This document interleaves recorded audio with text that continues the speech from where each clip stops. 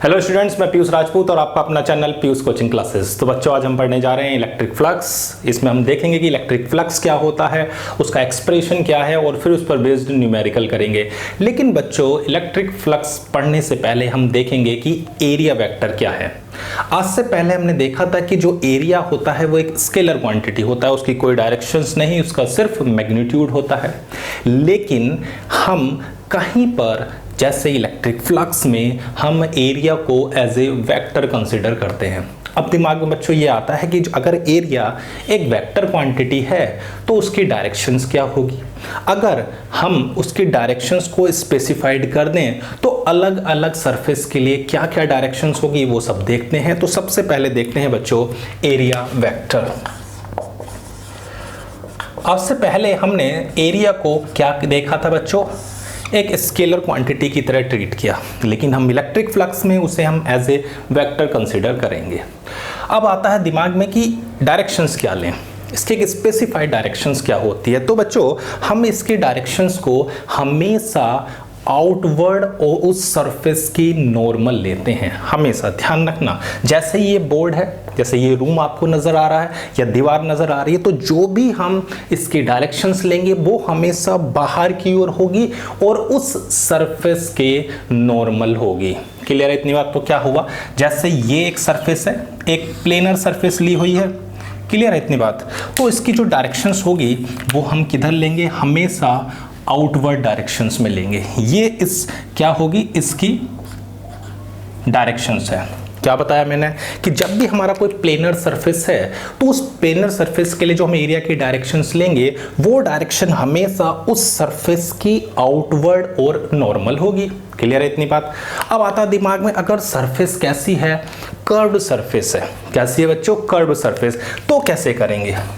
तो बच्चों, छोटी सी बात है, जब कोई कर्व्ड सरफेस होती है तो हम क्या करते हैं, उसके छोटे छोटे पार्ट कर लेते हैं। जैसे देखो, अर्थ सरफेस कैसी है, स्फेरिकल सरफेस है, लेकिन उसका जो पोर्शन आपको नजर आता है वो फ्लैट नजर आता है, क्योंकि आप बहुत छोटा सा पोर्शन देख रहे हैं। ऐसी अगर मैं इस कर्व्ड सरफेस का एक छोटा सा पोर्शन लेता हूं, ये तो ये कैसा है बच्चों, एक प्लेनर सरफेस है, तो इसका जो भी एरिया डायरेक्शंस होगी वो इस डायरेक्शंस में हो जाएगी। कोई दिक्कत तो नहीं? क्लियर है इतनी बात? ऐसे इसी की डायरेक्शंस को हमने क्या लिया है, तो हमेशा आप उस सरफेस के नॉर्मल और आउटवर्ड डायरेक्शंस में उस एरिया के डायरेक्शंस को लोगे। क्लियर है इतनी बात? तो एरिया की जो डायरेक्शंस होगी वो क्या होगी, उस सरफेस के नॉर्मल और आउटवर्ड। क्लियर है? अब जैसे ये सरफेस है तो मुझे इस वेक्टर फॉर्म में लिखना है, तो मैंने आपको पहले भी बताया था, किसी भी स्केलर क्वांटिटी को अब हम मैग्नीट्यूड से क्या करते हैं, रिप्रेजेंट करते हैं। जो वेक्टर क्वांटिटी होती है उसमें डायरेक्शंस प्लस मैग्नीट्यूड और वो वेक्टर एडिशन लॉ को फॉलो करती है। अगर मेरे पास कोई मैग्नीट्यूड गिवन है और मैं उसको वेक्टर में एक क्या करना चाह रहा हूँ, रिप्रेजेंट करना चाह रहा हूँ, तो मैं एक यूनिट वेक्टर से मल्टीप्लाई कर दूंगा। वो यूनिट वेक्टर बच्चों उस डायरेक्शन में होगा जो डायरेक्शन आपने ली है। ऐसी अगर मैं डेल्टा एस को लिखूं तो क्या लिखता हूं, delta S N cap. Clear है? ये जो एन कैप है इसकी डायरेक्शंस मैंने आपको बताई क्या होगी, उस सरफेस के नॉर्मल और आउटवर्ड डायरेक्शन में। तो बच्चों, जो एन कैप है वो हमारा N cap is a unit vector. कैसा है बच्चों? एक यूनिट वेक्टर है in the direction of outward drawn normal. Clear है इतनी बात? तो आपको क्या करना है, जो डायरेक्शंस लेनी है वो डायरेक्शंस बच्चों आपको सरफेस के नॉर्मल और आउटवर्ड लेनी है। क्लियर है इतनी बात? जैसे और अगर कोई कर्व सरफेस है तो उस कर्व सरफेस से बहुत छोटे छोटे से पोर्शन ले लो। वो जो पोर्शन होंगे बच्चों वो एक प्लेनर सरफेस होंगे। कैसी सरफेस होगी ये? एक प्लेनर सरफेस होगी। ये तो लिए हो गया हमारा कर्व्ड सरफेस का। अब देखो, अगर मान लो आपके पास एक क्यूब है, तो देखो अगर मैं क्यूब सरफेस की, ये क्यूब है, इसकी आपको 6 सरफेस नजर आ रही होंगी। अब इसकी अगर हमें डायरेक्शंस लिखनी है तो देखो, ये दीवार है मान लो एक, और इसके लिए एक अंदर और एक बाहर। तो मैंने क्या बताया किस डायरेक्शंस में लेना है आपको, बाहर डायरेक्शंस में। इसमें किधर रहेगा तो बाहर रहेगा, इसमें कहाँ रहेगा बाहर, कहाँ रहेगा इसमें यहाँ। क्लियर है इतनी बात। और जो पीछे वाली होगी उसका बाहर।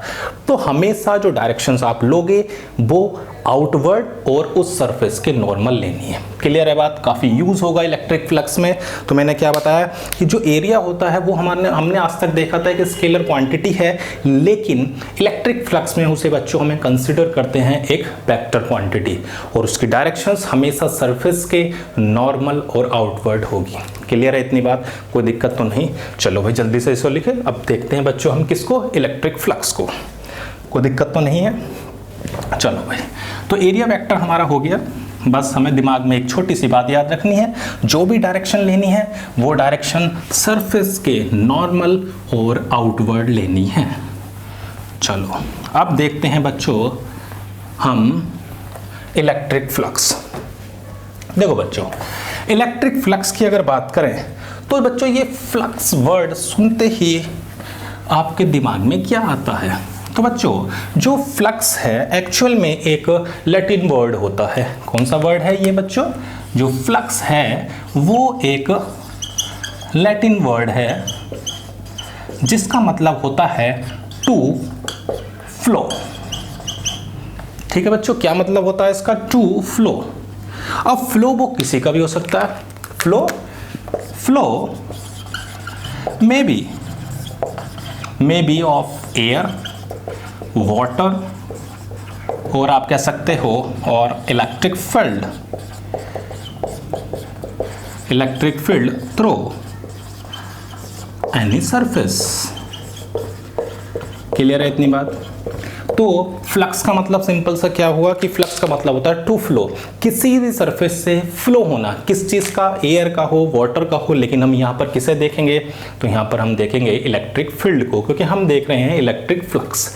और बच्चों इलेक्ट्रिक जो ये फ्लक्स है एक्चुअल में ये एज अ प्रॉपर्टी ऑफ, ये एक प्रॉपर्टी होती है, प्रॉपर्टी ऑफ वेक्टर फील्ड। किसकी होती है, वेक्टर फील्ड। और यानी कि कह सकते हैं कि electric flux is the property of electric field. हाँ या ना, इज द प्रॉपर्टी ऑफ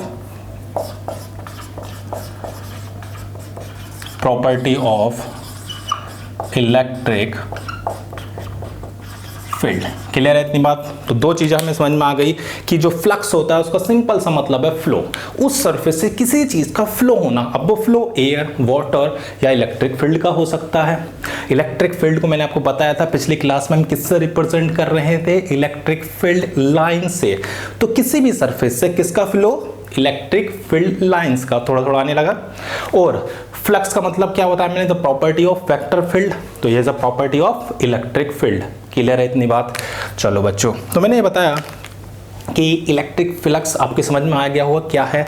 तो हम ये कह सकते हैं कि किसी भी सरफेस से, किसी भी, ये कह सकते हो कोई हमारे पास सरफेस है जो इलेक्ट्रिक फील्ड में है, उस सरफेस से कितनी number of electric field lines pass हो रही हैं नॉर्मली, उसे बोलते हैं इलेक्ट्रिक फ्लक्स। क्लियर है इतनी बात। क्या बताया मैंने कि इलेक्ट्रिक फ्लक्स क्या है, तो किसी भी गिवन सरफेस जो इलेक्ट्रिक फील्ड में है उससे पास होने वाली total number of electric field lines जो उस सरफेस के नॉर्मली होती हैं उसे बोलते हैं इलेक्ट्रिक फ्लक्स। क्लियर है इतनी बात।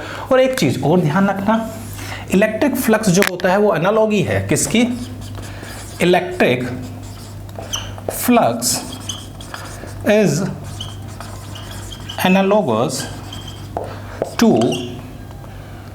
ये कह सकते हैं आपने देखा होगा 11th क्लास में वाटर यानी कि फ्लूइड मैकेनिक्स में पढ़ा होगा। तो क्या हुआ, electric flux is analogous to liquid flux flowing across a plane। Clear है इतनी बात। वहां पर आपने देखा था, क्या देखा था, यहां पर जो इलेक्ट्रिक फील्ड आएगा वो उसमें रिप्रेजेंट हो रहा था किससे, वेलोसिटी से। तो वहां पर एक फॉर्मूला आपका आया था एनालॉगी में, v इनटू डेल्टा एस। ये फॉर्मूला हमने देखा था क्लास 11th में। अब देखते हैं यहाँ क्या आता है, इस फॉर्मूले को भी करते हैं ट्राई। तो इतनी बात क्लियर होगी, मैंने क्या बताया कि इलेक्ट्रिक फ्लक्स क्या है। तो हम एक लाइन बोल सकते हैं कि इलेक्ट्रिक फ्लक्स थ्रो एनी तो electric flux throw a given closed surface held electric flux through a given surface held inside an electric field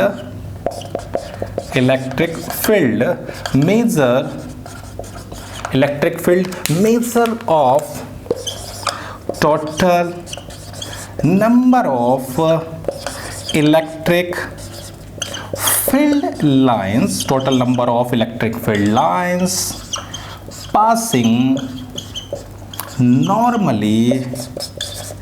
passing normally through that area। Clear है इतनी बात? तो मैंने क्या बताया कि electric flux through a given close surface held inside an electric field, measure of total number of electric field lines passing normally through that area. यानी कि हम कह सकते हैं कि कोई भी जो हमारे पास गिवन सरफेस है इलेक्ट्रिक फील्ड में रखी हुई है, उस इलेक्ट्रिक फील्ड में जो सरफेस रखी हुई है उससे जो number of electric lines pass हो रही हैं नॉर्मली, उसे हम बच्चों क्या बोलते हैं, इलेक्ट्रिक फ्लक्स। इतनी बात क्लियर होगी, समझ में आ गया क्या है इलेक्ट्रिक फ्लक्स में। सबसे पहले मैंने आपको बताया फ्लक्स का सिंपल सा मतलब था फ्लो, और वो फ्लो एयर का हो सकता है, वाटर का हो सकता है, इलेक्ट्रिक फील्ड का हो सकता है। और इलेक्ट्रिक फ्लक्स आपको बताता है the property of electric field. और मैंने बताया इज एनालॉगस किसका है, जो हमारे पास है electric flux is analogous to fluid flux flowing across a plane. Clear है इतनी बात? और उसका फॉर्मूला आपने पढ़ा था V इंटू डेल एक्स। ये हमने क्या देखा था क्लास 11th में। और दूसरी बात, जो इलेक्ट्रिक फ्लक्स होती है बच्चों वो एक स्केलर क्वांटिटी होती है। कैसे होती है वो अभी देखते हैं, फटाफट से आप लिखें। लिख लिया? चलो भाई,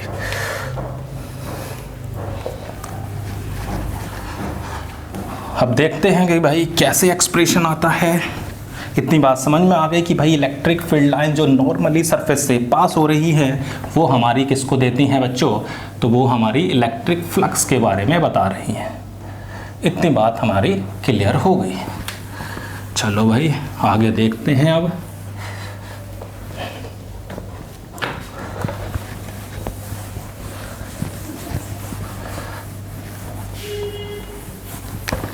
चलो भाई, अब देखो बच्चों, मैं एक सरफेस ले रहा हूं। ये एक सरफेस है, ठीक है। और ये सरफेस से कितनी लाइंस हो रही है वो आपको मैं दिखा दे रहा हूं। कुछ इलेक्ट्रिक फील्ड लाइंस को पास किए। कितनी लाइन है, तो 1 2 3 4 5 6 7 इसमें इलेक्ट्रिक फील्ड लाइंस पास हो रही हैं इस डायरेक्शंस में। और इसका जो एरिया वेक्टर होगा बच्चों वो भी इसी डायरेक्शंस में होगा, उसकी डायरेक्शंस भी इधर ही होगी, हाँ है ना। अब देखो बच्चों, मैं इससे अगर आपसे कहूं कि कितनी number of electric field lines हो रही तो आप सीधा बोलोगे 7। अब मैं क्या कर रहा हूं, इस इलेक्ट्रिक फील्ड को थोड़ा सा घुमा दे रहा हूं। क्या कर रहा हूं, घुमा देता हूं थोड़ा सा। इसे मैंने ऐसे टर्न कर दिया।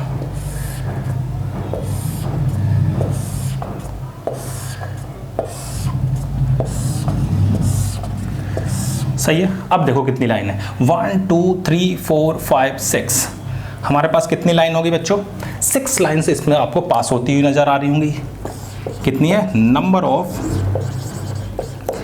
इलेक्ट्रिक फील्ड जो लाइंस हैं वो बच्चों कितनी हैं, 6। और यहाँ पर अगर मैं बात करता हूँ तो number of electric field lines कितनी है, तो 7 है। 1 2 3 4 5 6 7।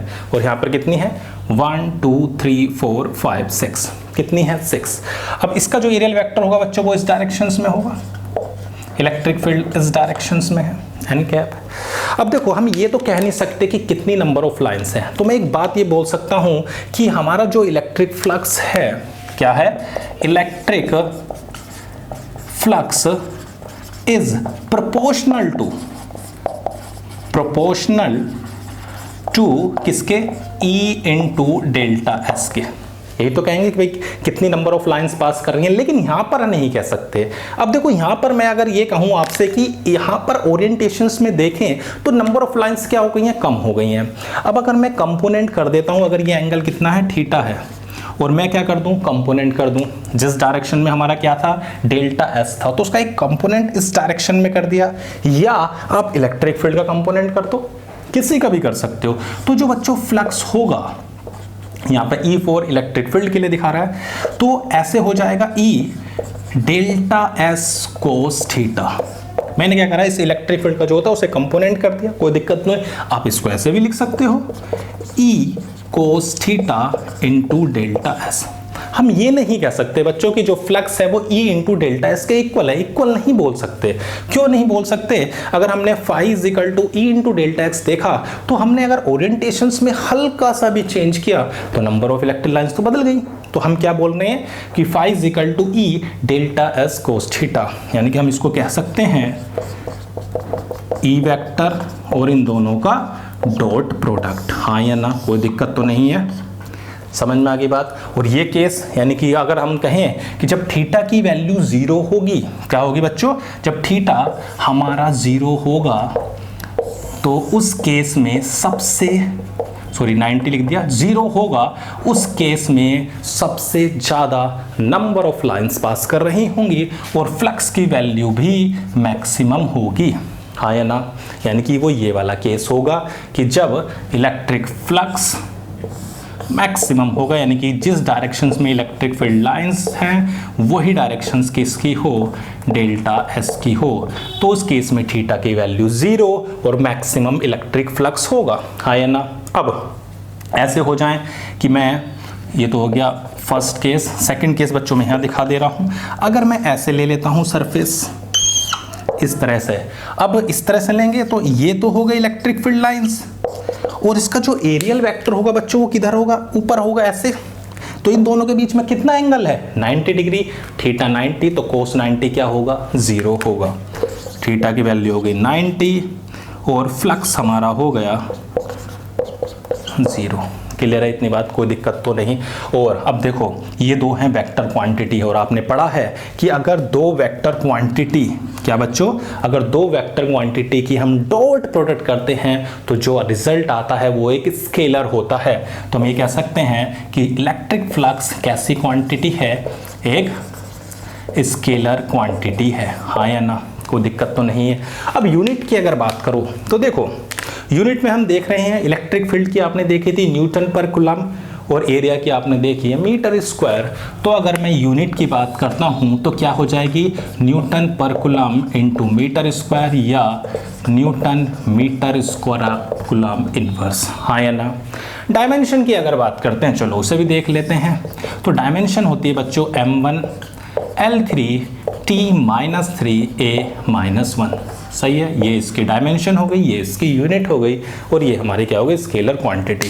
तो मैंने आपको क्या बताया कि इलेक्ट्रिक फ्लक्स में सिंपल फ्लक्स का मतलब फ्लो है कि किसी भी सरफेस से जो इलेक्ट्रिक फील्ड में रखा हुआ है उससे कितनी number of electric field lines normally pass हो रही हैं, उसे बोलते हैं हम इलेक्ट्रिक फ्लक्स।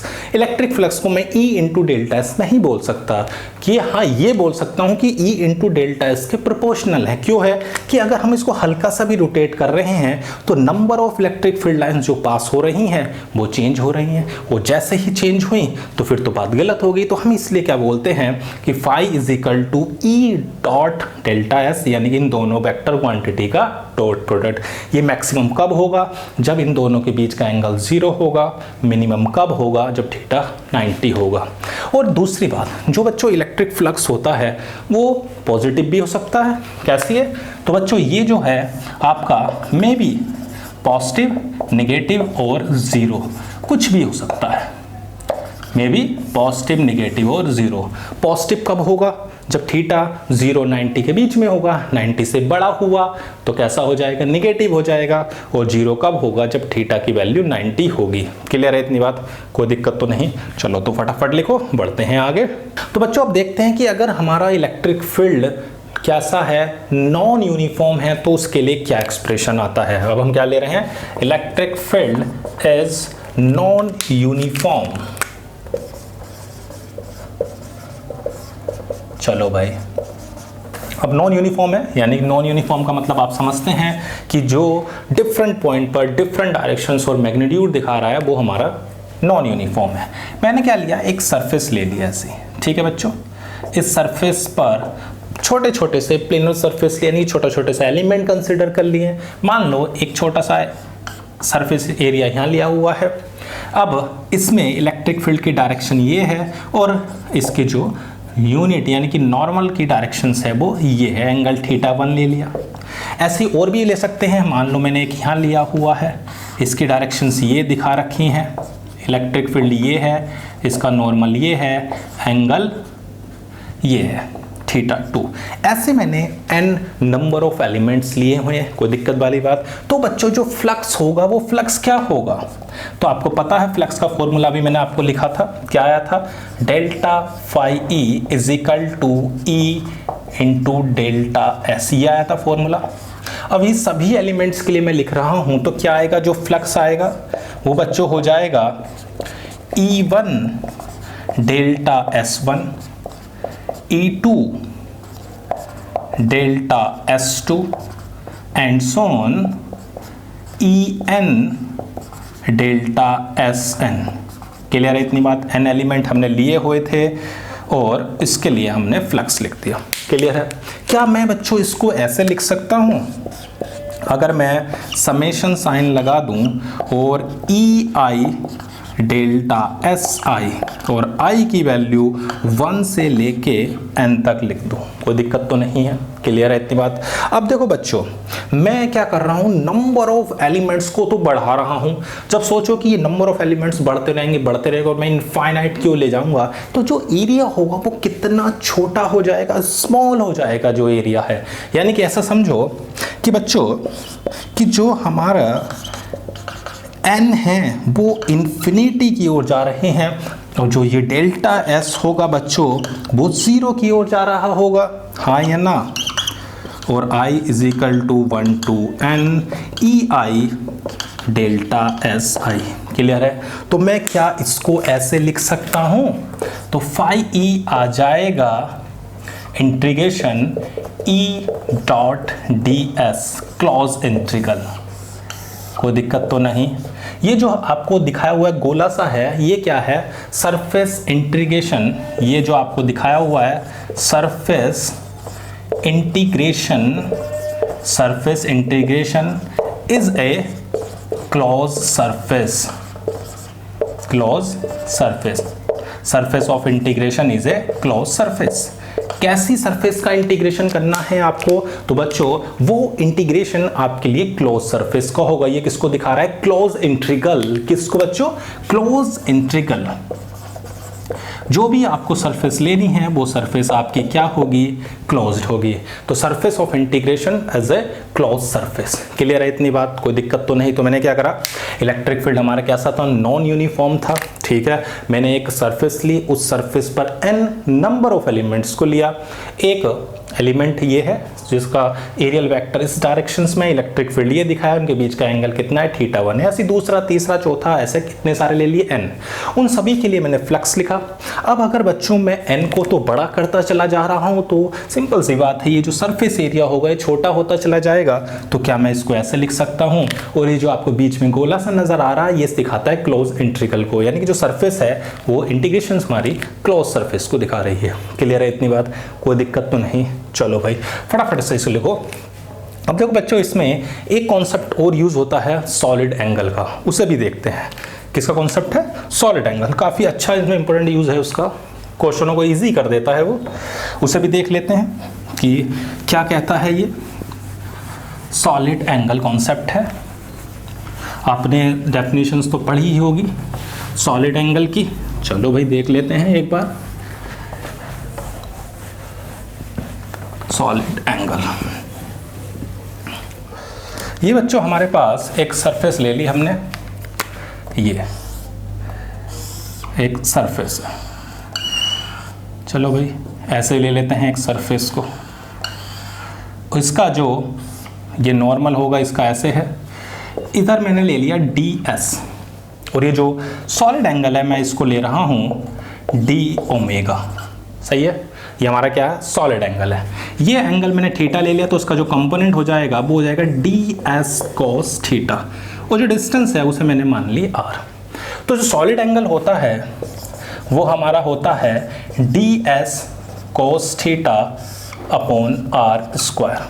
ठीक है, और अगर मैं टोटल सॉलिड एंगल लिखूं तो मैं ऐसे लिख सकता हूं कि यार टोटल सॉलिड एंगल, इसको हम ऐसे लिख सकते हैं समेशन ऑफ कितना आ जाएगा, delta s cos theta upon r square. Clear है इतनी बात। अब अगर आपका जो थीटा है वो 0 डिग्री है, सपोज करो मैंने एक केस ले रहा हूँ, क्या है, थीटा की वैल्यू 0 है, तो आप ऐसे लिख सकते हो omega is equal to summation of delta s over r square. और डेल्टा s का समेशन कितना होता है, अगर चाहो तो आप इसको ऐसे भी लिख सकते हो 4 पाई r स्क्वायर। क्या होगा, 4 पाई r स्क्वायर। जो हमारे पास जो सॉलिड एंगल का एरिया आएगा वो हमारा ये आ गया 4 पाई। तो ओमेगा की वैल्यू क्या आ गई, 4 पाई स्टे रेडियन। तो आप ध्यान रखेंगे, आप कैसी भी सरफेस ले लो, क्या ले लो, कैसे भी सरफेस, मान लो एक सरफेस ये थी, ये मैंने ली हुई थी, और इसका जो एंगल था वो डी ओमेगा था। ठीक है ना, ये हमें दिया हुआ था एन कैप। तो इसका जो एरिया आपको नजर आएगा वो 4 पाई r स्क्वायर होगा। तो कोई सी भी सरफेस अगर आप लोगे, उस सरफेस का जो सॉलिड एंगल होगा वो हमेशा 4 पाई होगा। बस ये ध्यान रखना है आपको कि जो भी सॉलिड एंगल आप ले रहे हो किसी भी सरफेस के लिए वो हमेशा कैसा होगा, 4 पाई होगा। क्लियर है इतनी बात। चलो भाई अब देखो बच्चों इसका यूज कैसे है। तो अभी मैंने आपको दिखाया था कि D phi is equal to क्या था, E D S cos theta था, D phi is equal to E D S cos theta. अब देखो डी एस कोस थीटा की जगह मैं क्या लिख सकता हूं, डी ओमेगा। क्या लिख सकता हूं बच्चों मैं इसकी जगह, तो मैं लिख सकता हूं D phi is equal to E D omega R square. और electric field due to a point charge क्या होता है, तो बच्चों ये हमारे पास, सपोज करो आपके पास एक चार्ज है, किसी भी सरफेस में उसको इनक्लोज किया गया है, किसी भी सरफेस के अंदर, कोई दिक्कत तो नहीं है। पहला मैं मान लेता हूं कि फ्लक्स, यहाँ ले लेते हैं, इसे हटा दो यहाँ से। फ्लक्स हम निकाल रहे हैं, flux due to a charge inside a close surface, किसी क्लोज सरफेस के अंदर है। वो क्लोज सरफेस कैसी भी हो सकती है, किसी भी क्लोज सरफेस के अंदर आपने क्या करा, एक चार्ज को रख दिया है। क्लियर है इतनी बात। तो D phi is equal to E D S cos theta हमारे पास फॉर्मूला था। इस सरफेस की मैंने डिस्टेंस क्या मान ली, आर, जहां पर मेरे को इलेक्ट्रिक फील्ड निकालना है। इलेक्ट्रिक फील्ड का फॉर्मूला आपको पता है, Q upon 4 pi epsilon naught R square, R square D omega, R square से आर स्क्वायर कैंसिल। अभी मैंने बताया टोटल फ्लक्स जो हो जाएगा वो क्या हो जाएगा, Q upon 4 pi epsilon not D omega. D omega क्या है, 4 पाई, तो Q upon 4 pi epsilon not into omega, और ओमेगा की वैल्यू आपको पता है कितनी है बच्चों, तो 4 पाई, तो 4 पाई से 4 पाई, तो हमारा जो फ्लक्स आ गया वो आ गया Q अपॉन। तो आपको एक बात याद रखनी है कि कोई भी चार्ज पार्टिकल किसी भी सरफेस के अंदर है, उसकी वैल्यू हमेशा Q अपॉन एप्सिलॉन नॉट होगी। क्या होगी, Q अपॉन एप्सिलॉन नॉट, अगर वो किसी क्लोज सरफेस के अंदर है, चाहे उस सरफेस की शेप कैसी भी हो, हमेशा जो फ्लक्स होगा वो Q अपॉन एप्सिलॉन नॉट होगा। तो इतनी बात क्लियर होगी। मैंने आपको बताया कि सॉलिड एंगल कॉन्सेप्ट से भी आप निकाल सकते हैं। सॉलिड एंगल हमेशा किसी भी सरफेस का 4 पाई रहेगा। ये मैंने 4 पाई आर स्क्वायर लिया क्योंकि मैंने एक सरफेस ले ली है, जो सरफेस कैसी है, एक स्फेरिकल सरफेस ली थी, उसका एरिया कितना होता है 4 पाई आर स्क्वायर से आर स्क्वायर कट गया। तो बस आपको छोटी सी बात याद रखनी है कि चाहे सरफेस कोई सी भी हो, उसका सॉलिड एंगल हमेशा 4 पाई स्टेरेडियन होगा। क्लियर है। अब अगर दिमाग में ये तो मैंने केस ले लिया कि भाई चार्ज कहाँ है, अंदर है। हाँ, अगर चार्ज बाहर हुआ तो क्या फ्लक्स होगा, उसे भी देख लेते हैं। चलो एक बार, यहाँ तक तो क्लियर है बात इतनी कि कोई भी सरफेस हो, उसका जो सॉलिड एंगल होगा वो 4 पाई स्टेरेडियन होगा, और जो भी फ्लक्स आएगा किसी भी चार्ज जो कि अंदर रखा हुआ किसी भी क्लोज सरफेस के, वो हमेशा Q/ε0 होगा। क्लियर है इतनी बात। चलो भाई, अब देखते हैं बच्चों कि अगर कोई चार्ज बाहर है तब क्या होगा, उसे देख लेते हैं कैसे है। Any flux due to a charge outside a surface.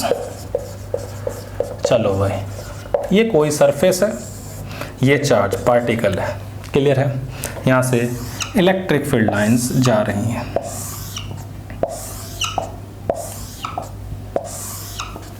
ठीक है भाई। अब देखो, ये वाली सरफेस जो होगी और ये वाली सरफेस, दो सरफेस देखो, इस वाली सरफेस का जो एरियल वेक्टर होगा वो इस डायरेक्शन में होगा और इस वाली सरफेस का इस डायरेक्शन में होगा। क्लियर है इतनी बात।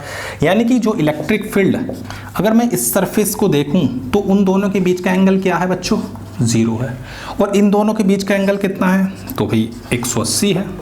तो इस वाले सरफेस की अगर मैं फ्लक्स की बात करता हूं, जो क्या कर रही है, इलेक्ट्रिक फील्ड लाइंस बाहर निकल रही हैं, तो क्या हो जाएगा, E into delta S cos theta, यानी कोस 0, तो आ गया E इंटू डेल्टा एस, कोई दिक्कत। और इस वाले की बात करता हूं तो कितना होगा, E डेल्टा एस कोस 180 -1। तो जब दोनों को लिखोगे तो भाई आपका जो फ्लक्स होगा वो क्या आएगा, 0।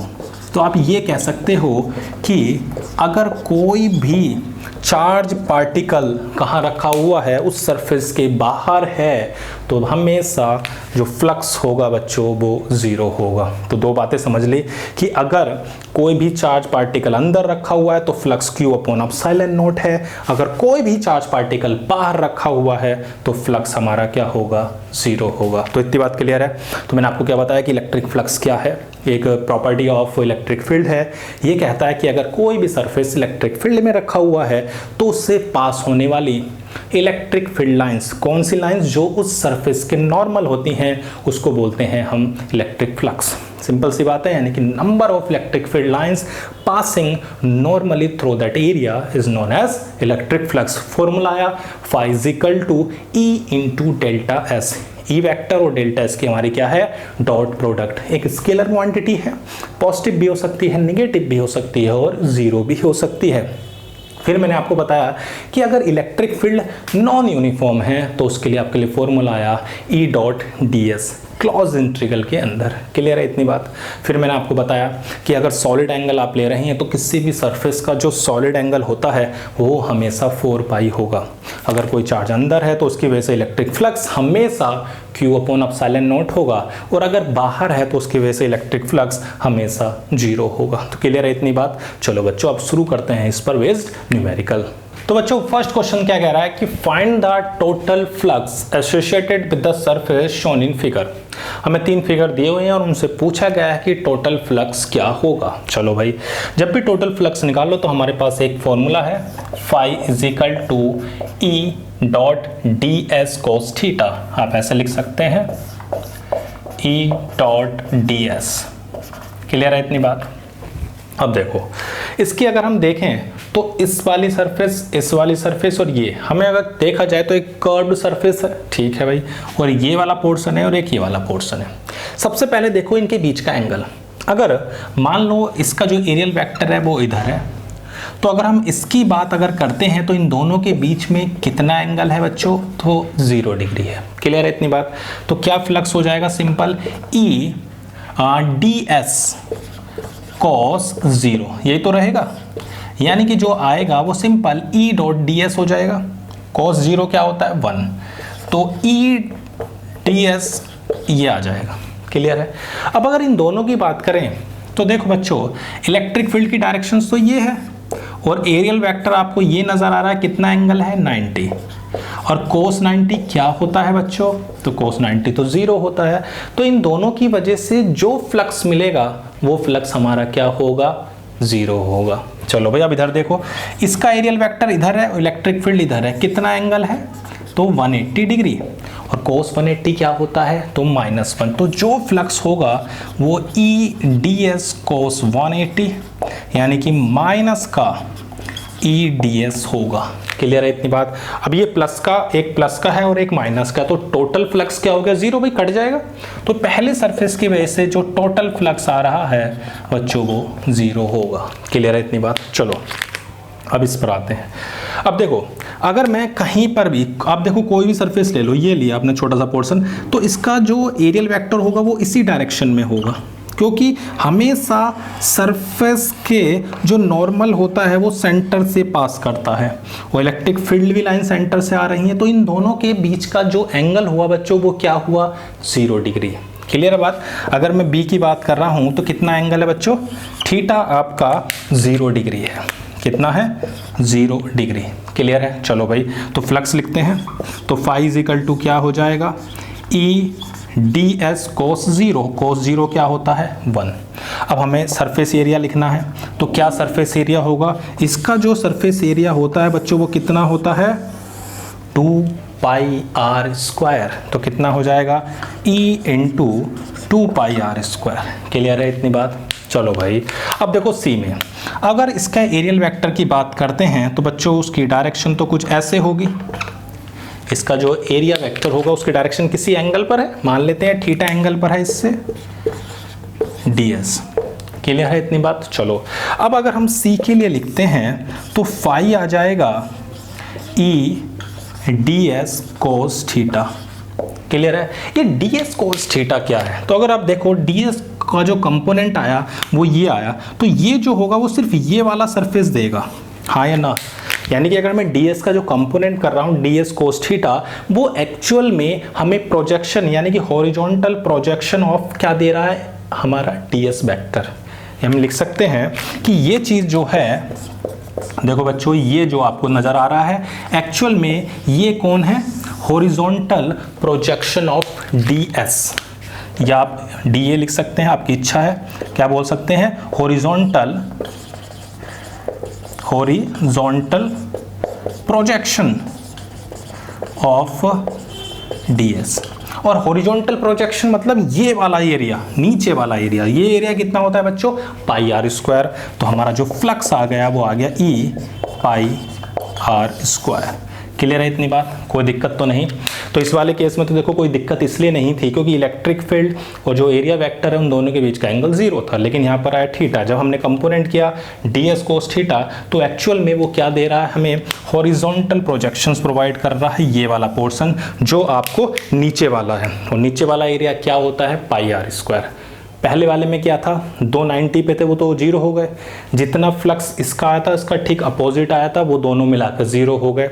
इसमें हमारे पास क्या एरिया होता है इसका, तो 2 पाई आर स्क्वायर, और इसका एरिया कितना है नीचे वाले का पोर्शन का, पाई आर स्क्वायर। तो क्लियर है, E into 2 pi R square और E into pi R square कैसे हुआ, कोई दिक्कत तो नहीं।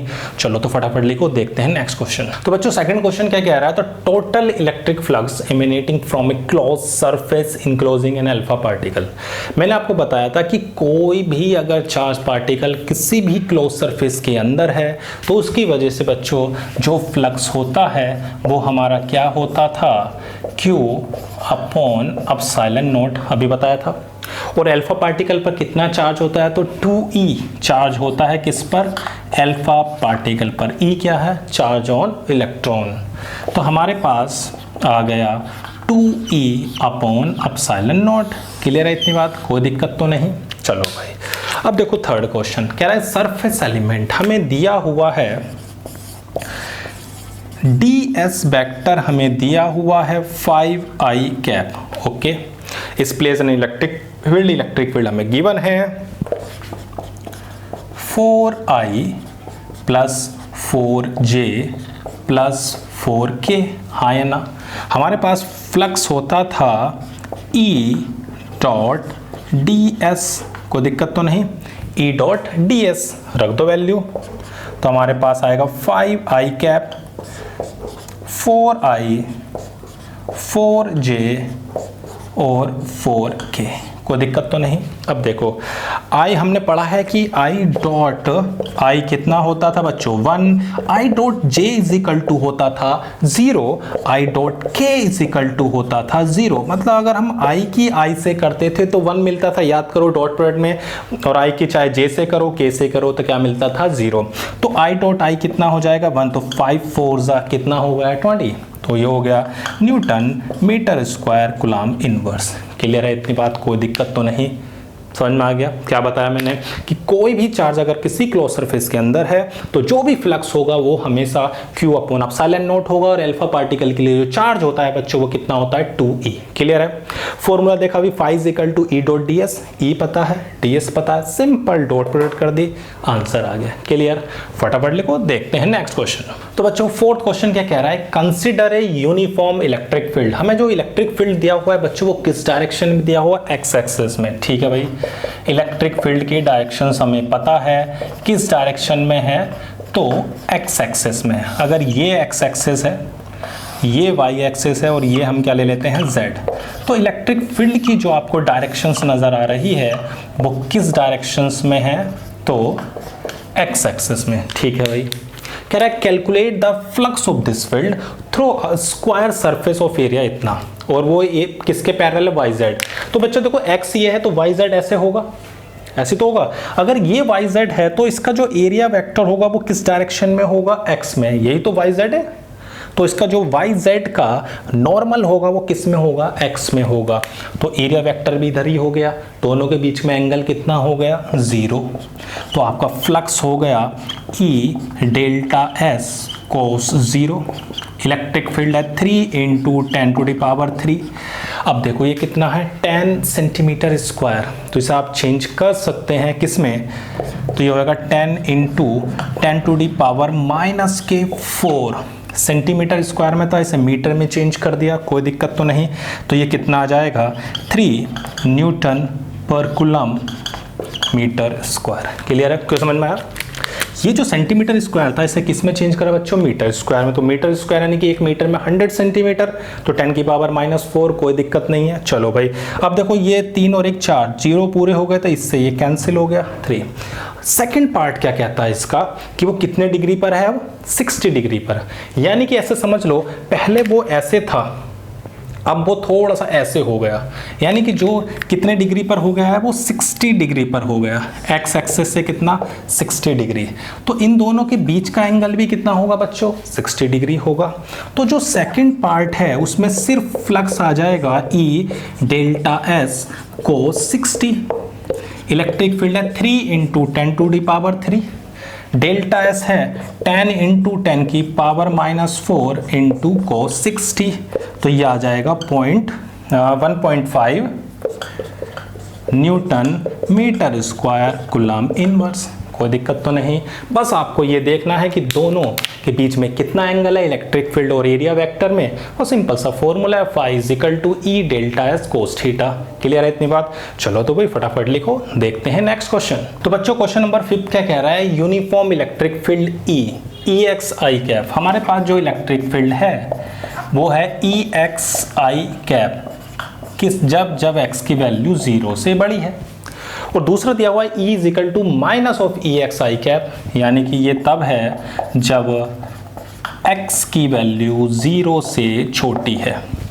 Right circular cylinder of length L centimetre and radius R centimetre has its centre at it origin and its axis along x axis. हमारे पास एक cylinder given है बच्चों, और उस सिलेंडर की जो एक्सिस है वो आपकी x एक्सिस दी हुई है, और जो ओरिजिन है वो उसका ठीक सेंटर है।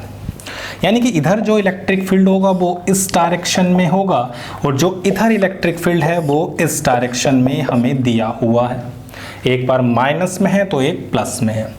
मैंने आपको बताया था कि जो हमारी ये वाली सरफेस है इनका कोई काम नहीं है। क्यों नहीं है फ्लक्स देने में काम? क्योंकि इनका जो एरिया वेक्टर है वो परपेंडिकुलर है, यानी कि थीटा 90 या कोस 90 में आपको पता है फ्लक्स 0 होता है। इन दोनों के बीच में इसका जो एरियल वेक्टर होगा वो इधर होगा और इसका भी जो एरियल वेक्टर होगा वो इधर होगा। तो इन दोनों के बीच में एंगल है 0। तो अगर मैं इसके फ्लक्स की बात करता हूं तो क्या होगा? Electric field into area.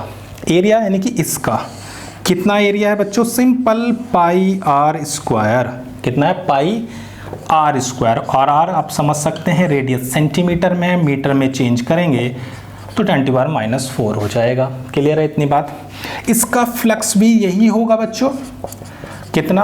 पाई आर स्क्वायर इंटू 10⁻⁴, क्योंकि इन दोनों के बीच में भी एंगल क्या है? 0 है। और आपको पता है फाई इज इक्वल टू क्या होता था? ई डॉट डेल्टा एस, यानी कि ई डेल्टा एस कोस थीटा, और थीटा की वैल्यू 0, कोस 0 1। दोनों को ऐड कर देते हैं, टोटल फ्लक्स हो जाएगा 2 pi R square E x 10⁻⁴ newton metre square coulomb inverse. Clear है इतनी बात? कोई दिक्कत तो नहीं? चलो भाई, अगला क्या कहता है? चार्ज। मैंने आपको बताया था कि जो फ्लक्स है वो किसके इक्वल होता है? Q upon epsilon naught. तो Q आ जाएगा फ्लक्स इनटू एप्सिलॉन नॉट, तो 2 pi epsilon naught R square E x into 10⁻⁴ coulomb. Clear है? कोई दिक्कत तो नहीं? सिंपल, हमने सबसे पहले ये देखा कि दोनों के बीच का एंगल कितना है, उसके बाद अपना सिंपल फॉर्मूला लगाया, दोनों की वजह से फ्लक्स निकाला और ऐड कर दिया, और Q अपॉन एप्सिलॉन नॉट का यूज करके हमने क्या निकाल लिया? चार्ज। क्लियर है इतनी बात? कोई दिक्कत तो नहीं? फटाफट लिखो, देखते हैं नेक्स्ट क्वेश्चन। तो बच्चों क्वेश्चन नंबर 6 क्या कह रहा है? काफी इंपॉर्टेंट क्वेश्चन है, बोर्ड में 2 बार आ चुका है। The electric field components due to a charge inside the cube of side 0.1 metre और ई एक्स हमें दिया हुआ अल्फा एक्स और अल्फा की वैल्यू गिवन है। वाई और जेड डायरेक्शंस में कोई इलेक्ट्रिक फील्ड नहीं है, हमसे फ्लक्स और चार्ज पूछा गया है। तो बच्चों सिर्फ 2 सरफेस ही हमारी काम की हैं, कि ये वाली सरफेस और एक ये। क्यों है? क्योंकि देखो बच्चों, एक सरफेस ये और एक ये, इन दोनों का जो एरिया वेक्टर है उसकी डायरेक्शंस, इसकी तो उधर होगी इस डायरेक्शंस में, और इसकी इधर होगी, हाँ या ना? बाकी जितने भी हैं, चाहे ये होगा तो देखो इसकी डायरेक्शंस कहाँ होगी? ऊपर इस डायरेक्शन में होगी, और इलेक्ट्रिक फील्ड किधर है? इधर। तो दोनों के बीच का एंगल कितना है? 90। ऐसे नीचे, यानी कि बाकी जो 4 सरफेस हैं उन सभी के एरिया वेक्टर की डायरेक्शंस और इलेक्ट्रिक फील्ड की डायरेक्शन के बीच का एंगल 90 डिग्री है, इसलिए किसी भी काम की नहीं है। सिर्फ 2 ही हमारे काम की हैं, एक ये और एक ये। अब देखो इस लेफ्ट फेस की अगर मैं बात करूं, इलेक्ट्रिक फील्ड डायरेक्शंस इधर है, एरिया वेक्टर की डायरेक्शंस इधर है, दोनों के बीच में एंगल कितना है? तो भाई इलेक्ट्रिक फील्ड इधर है, एरियल वेक्टर इसका इधर है, और इन दोनों के बीच का एंगल जो है वो 180 है, और इन दोनों के बीच का एंगल 0 है। इलेक्ट्रिक फील्ड हमें दिया हुआ है अल्फा एक्स। एक्स कितना है वो आपको पता है। अल्फा की वैल्यू, चलो अभी मैं लिख देता हूँ। अल्फा हमें दिया हुआ 500, एक्स हमें दिया हुआ है 0.1। क्लियर है? कोई दिक्कत तो नहीं? तो 500 इंटू 0.1 ये तो हो गया अल्फा एक्स। अब एरिया, एरिया बच्चों कितना होगा? तो साइड है 0.1, एरिया होता है 0.1 का स्क्वायर, और कोस 180 -1, क्योंकि हमारे पास फॉर्मूला है phi is equal to E S cos theta. ये तो हो गया ई, ये हो गया एस, और ये हो गया कोस 180 यानी -1। और इधर की अगर बच्चों बात करते हैं तो देखो इसमें सिर्फ क्या फर्क पड़ेगा? डिस्टेंस। अब देखो जो ये x है यहाँ से यहाँ तक कितनी है? 0.1, 0.1 मतलब 0.2, यानी कि 500 इंटू 0.2, 0.1 का स्क्वायर, कोस 0 1 होता है। अब देखो ये कितना आता है? कितने 0 हो गए? तो ये बच्चों आपका हो जाएगा 0.1, और 0.1 का स्क्वायर कितना होगा? ये आपका हो गया 500 इंटू 10⁻⁻2 ये है, और एक ये है 10⁻⁻3, तो ये आ गया 0.5, कितना हो जाएगा? Newton metre square coulomb inverse. Clear है? अब देखो ये कितना आता है? तो ये बच्चों आएगा आपका 1 newton metre square coulomb inverse. ये माइनस का है, ये पूरा माइनस का आया है क्योंकि भाई कोस 180 माइनस था, तो टोटल फ्लक्स हो जाएगा 1 माइनस 0.5 यानी कि 0.5 newton metre square coulomb inverse. सही है, फ्लक्स आ गया। बस दो चीज़ों का ध्यान रखना है कि जो हमारा एरिया वेक्टर है वो इधर बना रहा है 0 डिग्री और इससे बना रहा है 180, तो ये कोस 180 -1 और कोस 0 1। बस बाकी सभी सरफेस से उसका एंगल 90 है, इसलिए कोई फ्लक्स में योगदान नहीं है। चलो भाई, जो फ्लक्स हमारे पास होता अभी मैंने आपको बताया था Q अपॉन एप्सिलॉन नॉट, तो Q आ जाएगा कितना 0.5 इंटू 8.85 इंटू 10 की पावर -12, तो ये आएगा 4.425 इंटू 10 की पावर -12 कूलम। क्लियर है इतनी बात, कोई दिक्कत तो नहीं। फटाफट लिखो, देखते हैं नेक्स्ट क्वेश्चन। तो बच्चों क्वेश्चन नंबर 7 क्या कह रहा है, ये भी क्वेश्चन बोर्ड में आया हुआ है, काफी इंपॉर्टेंट क्वेश्चन है, बिल्कुल ऐसा ही है जैसे हमने अभी 6 किया था। The electric field component are, हमें इलेक्ट्रिक फील्ड गिवन है, किस डायरेक्शन में है, तो सिंपल सी बात है एक्स डायरेक्शन में दिया हुआ है, वाई और जेड में नहीं है, अल्फा और साइड में दिए हुए हैं। तो आपको ये बात तो कंफर्म है कि सिर्फ 2 फेस ही ऐसी हैं जो हमारे काम की हैं, बाकी क्यों नहीं है, क्योंकि उनका जो एरिया वेक्टर है और इलेक्ट्रिक फील्ड उनके बीच का एंगल 90 डिग्री है, वो हमें इलेक्ट्रिक फ्लक्स नहीं देंगे, सिर्फ 2 ही हमें इलेक्ट्रिक फ्लक्स देंगे। अब देखो इसकी बात करते हैं, इसको मैं φ1 बोल देता हूं, तो कितना आएगा, तो हमारे पास फॉर्मूला होता है E डेल्टा S कोस 0, क्योंकि भाई इसका इलेक्ट्रिक फील्ड इधर है और एरियल वेक्टर भी इधर हैं, दोनों ही सेम डायरेक्शन में है, इसलिए एंगल कितना है बच्चों 0 डिग्री। इलेक्ट्रिक फील्ड आपके पास है अल्फा x की power half alpha x distance कितनी है बच्चों a और a 2a की पावर हाफ, इसको a स्क्वायर क्या हो जाएगा, इसका सरफेस एरिया कोस 0 होता है 1, तो ये आ जाएगा √2 अल्फा a की पावर हो जाएगी 5/2। क्लियर है। अब देखो इसका इलेक्ट्रिक फील्ड तो इधर है, लेकिन इसका जो एरियल वेक्टर है बच्चों वो अपोजिट डायरेक्शन में है, इसलिए उनके बीच का एंगल क्या होगा 180 डिग्री होगा। तो लिखते हैं φ2, तो φ2 हमारे पास आ जाएगा E डेल्टा S कोस 180। अब देखो E हमारे पास दिया हुआ है अल्फा x की पावर हाफ, x कितना है बच्चों, तो a की पावर हाफ a स्क्वायर -1, तो ये आ जाएगा -अल्फा a की पावर 5/2। क्लियर है।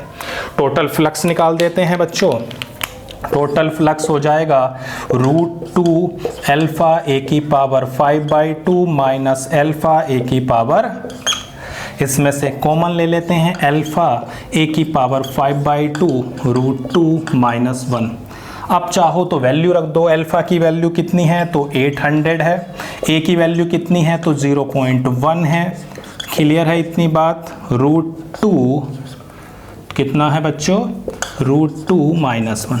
अगर आप इस पूरे को सिंप्लीफाई करोगे तो बच्चों ये आपका 1.05 आएगा newton metre square coulomb inverse. Clear है। फ्लक्स निकल गया बहुत आसानी से, सिर्फ 2 ही दे रही हैं, एक राइट फेस और एक लेफ्ट फेस। क्यों दे रही हैं, क्योंकि इन्हीं के बीच का एंगल 180 है, बाकी सबका 90 डिग्री है, इसलिए कोई फ्लक्स नहीं होगा।